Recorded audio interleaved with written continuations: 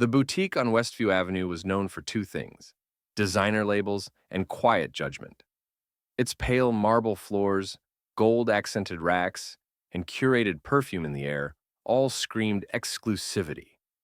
The employees were trained to spot serious buyers and just as quickly dismiss anyone who didn't fit the part. That afternoon, the store was mostly empty, the kind of slow weekday lull when the staff's attention sharpened. So when a black teenage girl walked in, alone, wearing faded jeans, a plain hoodie, and old sneakers, the judgment was instant. Her name was Alyssa Monroe, 17 years old, with deep brown skin, natural curls, pulled into a messy puff, and a sketchbook sticking out of her tote bag. She'd saved for months to be able to buy a single accessory from the store, just one item to wear to her art school showcase. Something bold, something that made her feel like she belonged. As she walked in, she offered a shy smile to the clerk near the counter. "Hi," she said gently. The clerk didn't smile back. Instead, she narrowed her eyes and subtly pressed the button beneath the counter that triggered the discreet security camera to follow Alyssa's every move.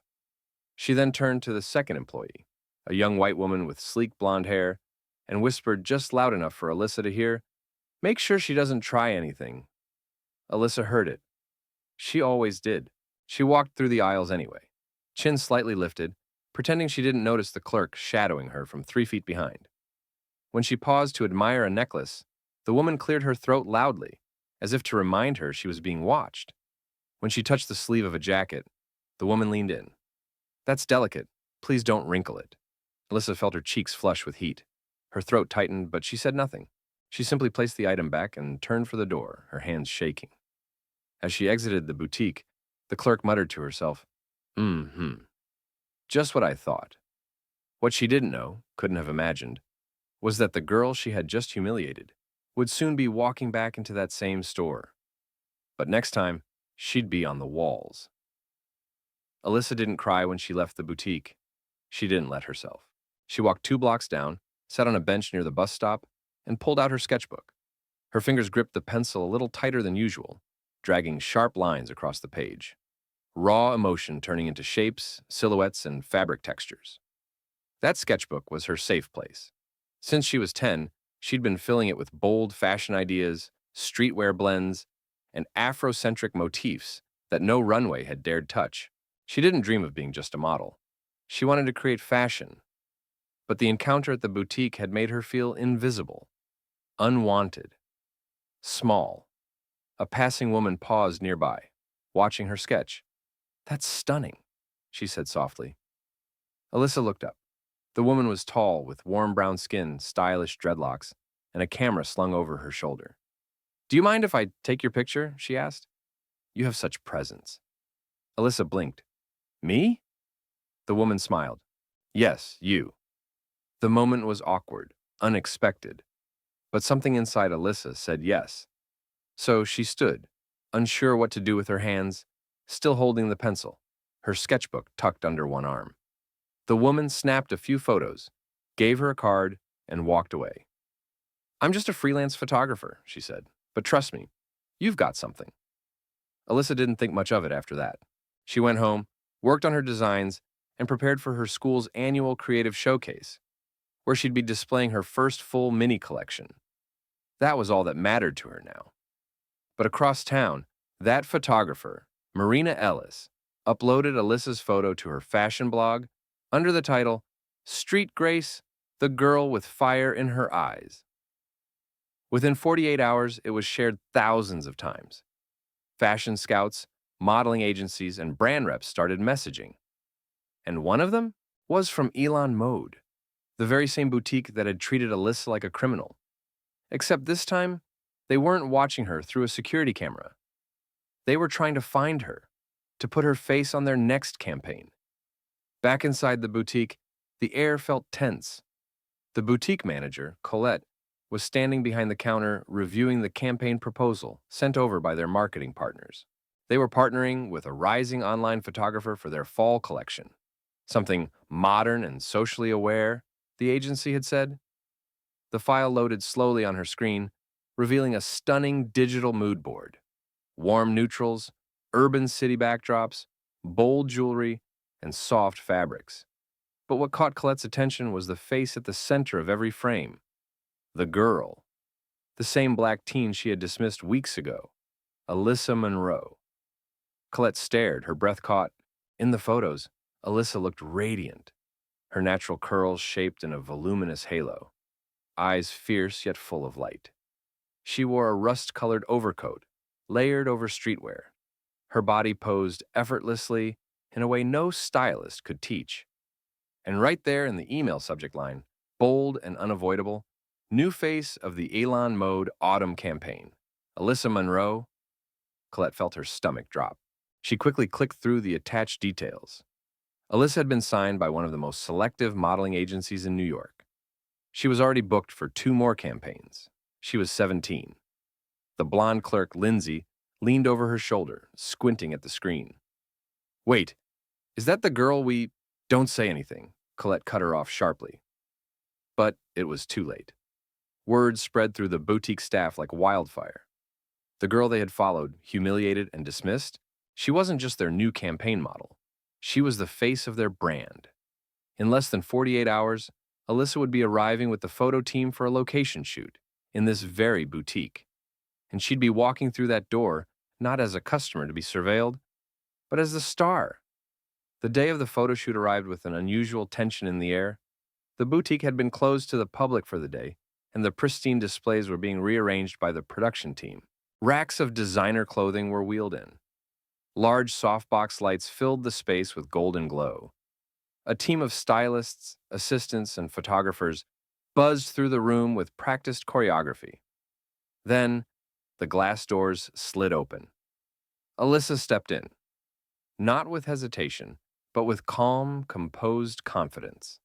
Her curls were shaped into a regal halo, her makeup flawless, accentuating her deep skin tone. She wore a cream-colored jumpsuit that wrapped around her like silk armor, paired with bold gold earrings and the quiet strength of someone who had nothing to prove, and yet had everything to show. Colette spotted her from across the boutique. Gone was the teenager in a hoodie, unsure and hesitant. This was a star, and everyone knew it. Alyssa, welcome, said Marina, the photographer, embracing her warmly. Are you ready to make history? Alyssa smiled. Let's do it. As the shoot began, she moved through the space effortlessly. The same boutique that had once made her feel like she didn't belong was now her set. She stood in the exact corner where she'd once been followed, turned her head to the light, and struck a pose so commanding it made even the staff stop to watch. Every click of the camera erased an insult. Every flash rewrote a narrative. Lindsay, the clerk who had followed Alyssa before, stood frozen at the edge of the room, pretending to busy herself with a clipboard. She watched as the same girl she had once doubted was now commanding the room. Admired, respected, celebrated. At one point, Colette approached Marina, whispering, "She's really incredible."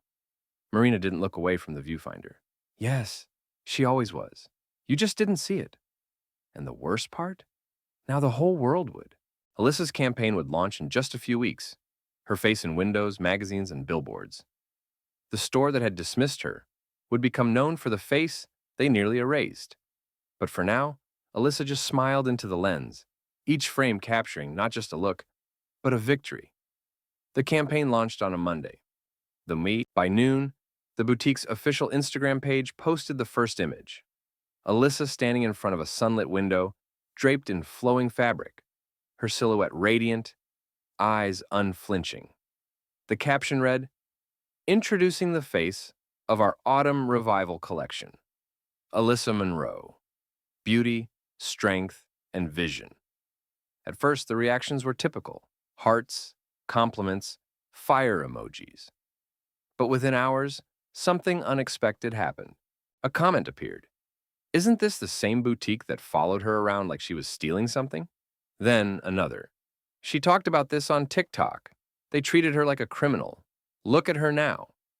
By that evening, Alyssa's follower count had exploded.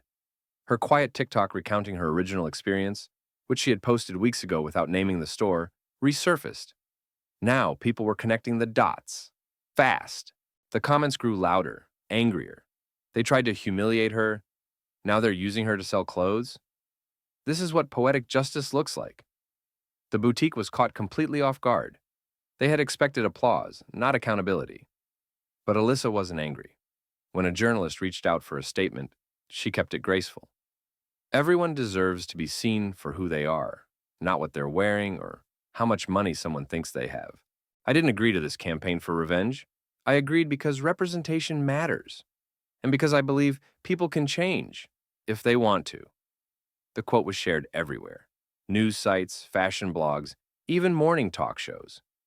Suddenly, Alyssa wasn't just a model. She was a symbol. The boutique scrambled to respond. Colette issued a public apology, citing a moment of poor judgment and a need to reevaluate staff training. But the internet wasn't interested in carefully worded statements. They were interested in Alyssa. Young girls posted drawings of her. A middle school art class in Detroit created a mural with her image. Brands started calling her agency, not just to model, but to consult, to lead. She'd become a voice. Alyssa watched it all unfold from the same tiny bedroom she'd always had, her sketchbook still by her side. She didn't seek the spotlight, but she wasn't hiding from it either.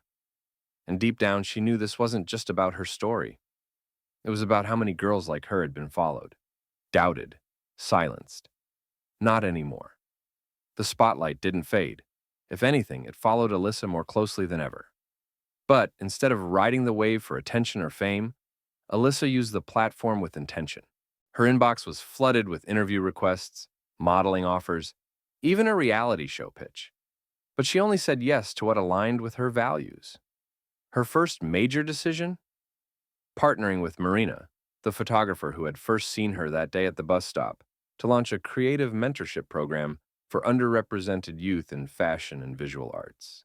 They called it SEEN. The mission was simple: to help kids from overlooked neighborhoods develop portfolios, connect with professionals, and gain access to the fashion world, not through back doors, but through new doors they would build themselves. The press loved it, so did the public. But most importantly, the kids loved it. Alyssa began visiting schools to talk not just about modeling, but about design, about creativity, confidence, and what it felt like to walk into a place that didn't want you and refused to shrink. "I'm not just a face in a campaign," she told one classroom in Harlem. "I'm a girl who draws dresses in the margins of her math homework." That's where it started. In the background of all this, the boutique tried desperately to keep up. Colette agreed to sponsor SEEN as a way to make things right. And while the gesture was accepted, Alyssa made it clear their support didn't buy forgiveness. It bought opportunity for others. And even as the brand benefited from her image, it was obvious to everyone who held the power now. At Fashion Week, Alyssa didn't just walk the runway. She was invited to co-style a segment of a major designer's show using pieces from her own sketchbook. Her looks? Vibrant, bold, unapologetically inspired by her culture. Backstage, a journalist asked her how it felt to go from followed to followed. Alyssa smiled. "I think it's less about who's watching me," she said, "and more about who's finally being seen, because I stood still long enough to be noticed." The words trended instantly. And just like that, a teen who once walked into a boutique for a single accessory had become the voice of a movement that couldn't be ignored. It was late evening when Alyssa stepped off the subway and walked the familiar streets back to her neighborhood. The buzz of fashion shows, media interviews, and campaign meetings faded into the background as she approached the small brick apartment building she had lived in her whole life. She opened the front door quietly, careful not to wake her little brother, and found her mom sitting at the kitchen table with a warm mug of tea and her reading glasses on. The moment their eyes met, her mother smiled with that same mixture of pride and disbelief she had shown the day Alyssa's first magazine cover came out. "How was the interview?" her mom asked softly. "It was good," Alyssa replied, setting her bag down. "They asked real questions, not just about the campaign, about the mentorship program, about what it means to be young and black and visible." Her mom nodded, her eyes glistening. "I saw the billboard today," she said, voice catching. "Downtown, 3 stories high, my baby. Up there, looking like royalty." Alyssa laughed, blushing. "It's a little surreal." She didn't mention the part where a stranger had stopped her on the street to say thank you. Or the little girl who handed her a sketch of a runway dress she made herself. Or the email she received that morning from a global fashion house asking her to collaborate. Instead, she sat across from her mom and pulled out her sketchbook. Flipping past old drawings, the ones with creased corners and faded pencil lines, she stopped on a fresh page. A new design, bold and joyful, danced across the paper. It was inspired by her journey. Sharp lines for her strength, curves for her softness, rich textures for her roots. Her mom leaned in. "You gonna wear that one day?" "No," Alyssa said, smiling. "Someone else will. Someone who thinks no one sees them yet." For the first time in weeks, she sat in silence. No lights, no cameras, just the sound of the city outside and the warmth of home. She was still Alyssa Monroe, still the girl with a dream, a pencil, and a sketchbook full of visions. Only now the world was watching, and she was ready to keep drawing, not just clothes, but doors, for everyone who came after her.